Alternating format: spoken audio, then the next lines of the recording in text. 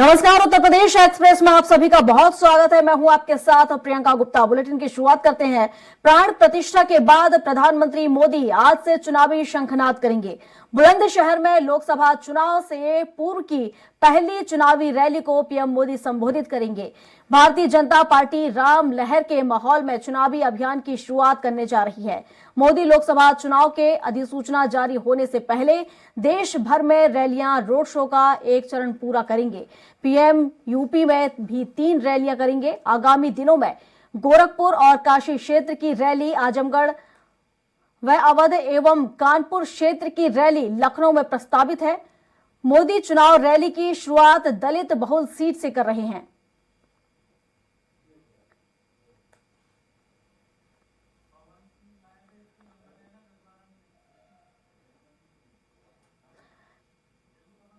और इस पर विस्तार से जानकारी के साथ पवन सिंह हमारे सहयोगी हमारे साथ लाइव जुड़ चुके हैं। पवन, लोकसभा चुनाव की तैयारी प्रधानमंत्री नरेंद्र मोदी कर रहे हैं और उसकी शुरुआत करने जा रहे हैं। क्या कुछ अपडेट इसको लेकर शंखनाद करेंगे पीएम मोदी? जी प्रियंका, आज प्रधानमंत्री उत्तर प्रदेश के बुलंदशहर से यह 2024 के चुनाव का शंखनाद करेंगे। और सबसे बड़ी बात है कि 2014 में उन्होंने बुलंदशहर से शंखनाद किया था चुनावी।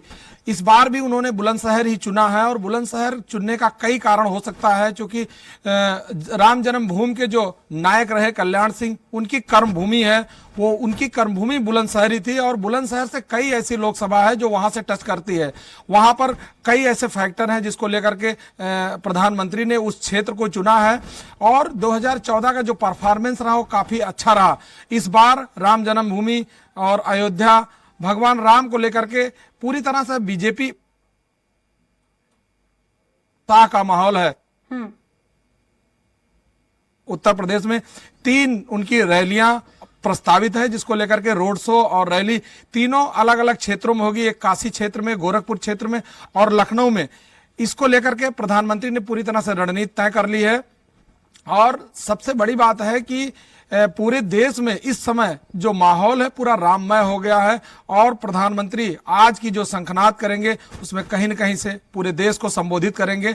और आज से जो शुरुआत हो रही 2024 का, वो उत्तर प्रदेश से हो रही। और प्रधानमंत्री की जो भी सीट है, आज तक इतिहास में 70% प्रधानमंत्री उत्तर प्रदेश से रहे हैं और उत्तर प्रदेश 80 लोकसभा सीट रखता है और उत्तर प्रदेश से ही प्रधानमंत्री का रास्ता जाता है। इसको लेकर के इससे पहले भी जितने भी प्रधानमंत्री हुए हैं कहीं न कहीं से उत्तर प्रदेश से ही जुड़े रहे और उत्तर प्रदेश का ही साधने के बाद आज की जो उनका शंखनाद है पूरी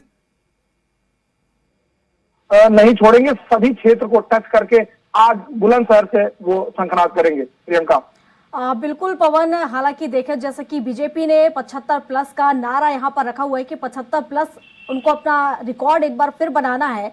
तो वहीं अगर देखा जाए तो अपना जो पुराना रिकॉर्ड है उसे पार करना है बीजेपी को। वहीं अगर हम अन्य दलों की बात करें या फिर हम गठबंधन की बात करें, इंडिया गठबंधन, जो कि देखा जाए तो यहाँ पर मजबूती से जिस तरीके से बात की जा रही थी, हालांकि ये बिखराव देखने को मिल रहा है, लेकिन वहीं बड़ी चुनौती होगी इंडिया गठबंधन के सामने कि इस आंकड़े को छूने तक की। देखिए, बिल्कुल सही कह रहे हैं प्रियंका। इस बार गठबंधन इससे पहले भी अभी तक कोई मसौदा नहीं तय कर पाया है, क्योंकि बीजेपी इस तरह का माहौल इस समय खड़ा कर दिया है कि उसके सामने कोई भी पार्टी अपने आप को स्टैंड नहीं कर पा रही है। राम मुद्दे पे कोई भी पार्टी अपने आप को खड़ी नहीं कर पा रही। वहां पर सभी को उन्होंने आमंत्रण दिया था, लेकिन गठबंधन हर मुद्दे पर फेल नजर आ रहा है। इस बार की जो स्थितियां हैं वो कहीं ना कहीं से कोई भी सामने पार्टी अपने आप को स्टैंड करने की स्थिति में नहीं आ रही है। पूरे भारत की बात करें तो बहुत सारी जो पार्टियां एक साथ एकजुट होकर गठबंधन में सामने खड़ी हो रही थी कि बीजेपी को कहीं ना कहीं से शिकस्त दिया जाए, लेकिन इस राम मुद्दे ने पूरी तरह सबको विफल कर दिया है। और आज की स्थिति बताए कि आज भी सामने कोई भी विपक्षी दल सामने खड़ा होने को तैयार नहीं हो पा रहा है। उत्तर प्रदेश की बात करें तो यहाँ पे मुख्य विपक्षी दल समाजवादी पार्टी और बहुजन समाजवादी पार्टी है, जो एकजुट कांग्रेस के साथ नहीं हो पा रहे हैं। और चूंकि उत्तर प्रदेश किसी प्रदेश में नहीं है, उत्तर प्रदेश के अलावा, तो उत्तर प्रदेश को साधने के बाद ही कोई व्यक्ति कहीं भी जो अपने को स्टैंड कर सकता है। तो ऐसी स्थिति में जो प्रधानमंत्री आज बुलंदशहर में आगाज कर रहे हैं, वो पूरे देश को संबोधित करेंगे और सबको जोड़ने का कोशिश करेंगे। जी प्रियंका। बिल्कुल पवन, आज जो रैली निकाली जानी है उसको लेकर किस तरह की तैयारियां और इस रैली में कौन कौन शामिल होगा? देखिए, इस तैयारी के लिए पिछले एक हफ्ते से तैयारी हो रहा था और उत्तर प्रदेश मुख्यमंत्री योगी आदित्यनाथ ने खुद वहां पर जाकर के जो स्थलीय निरीक्षण किया था, जायजा लिया था, वहां पे सभी लोगों को आगाह किया था कि यहाँ पर इस रैली में कोई न कोई मतलब कोई अव्यवस्था ना हो, सारी कमियां दूर कर ली जाए। इसको लेकर के मुख्यमंत्री खुद मॉनिटर करते हैं और वहां पर अधिकारियों से पूरी तरह से समीक्षा करते रहते हैं, जानकारी लेते रहते हैं। आज वहां पर प्रदेश के सभी बड़े नेता वहां मौजूद रहेंगे, मुख्यमंत्री खुद जाएंगे और राज्यपाल आनंदीबेन पटेल मौजूद होंगी। तो आज की जो रैली है वो काफी महत्वपूर्ण है, क्योंकि 2024 का लोकसभा चुनाव का आज से आगाज होने वाला है, जिसको लेकर के इस स्थान पर जहां पर वो रैली रखा गया है वो कल्याण सिंह का वहां पर कर्मभूमि थी और वहां से कहीं न कहीं से बहुत सारे दलितों का जुड़ाव है, जिनकी भावनाएं वहां से जुड़ी हैं। और वहीं से जिस स्थान पर आज रैली का कार्यक्रम रखा जा रहा है वहां से गौतम बुद्ध नगर और बहुत सारी ऐसी सीमाएं हैं जो टच करती हैं, जिसको लेकर के कम से कम 6 लोकसभा पूरी तरह से वहां से प्रभावित होती है।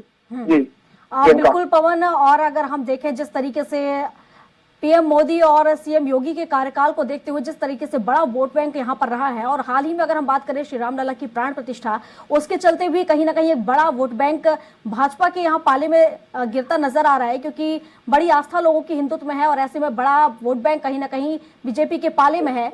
और ऐसे में अगर हम बात करें आज जो रैली निकलने वाली है, तो कहाँ कहाँ किन किन क्षेत्रों से ये रैली निकलेगी और व्यवस्था को लेकर और उसके साथ ही जो सुरक्षा व्यवस्था उसको लेकर किस तरह से इंतजाम किए गए, ये भी बताइएगा।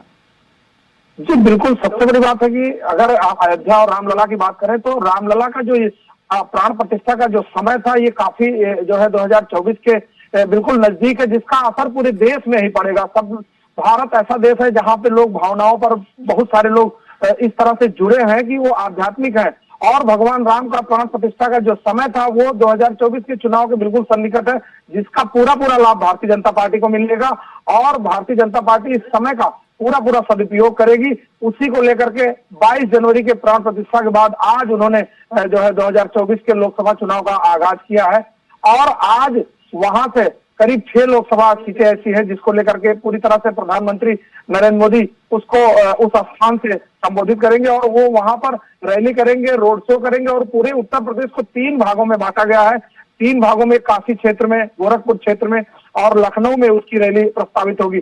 तो कुल मिला के पूरे प्रदेश को कवर करने के लिए प्रधानमंत्री ने जो रणनीति बनाई है उसमें 3 रैली में पूरा प्रदेश कवर हो जाएगा और पूरे प्रदेश की 80 लोकसभा सीटों पे जो असर है वो पूरी तरह से आएगा। और अगर हम बात करें तो रामलला के प्राण प्रतिष्ठा के बाद पूरे देश में इस तरह का माहौल है कि भारतीय जनता पार्टी अपने आप को अभी से ही 3 से 4% वोट बैंक पूरी तरह से ऐड कर रही है।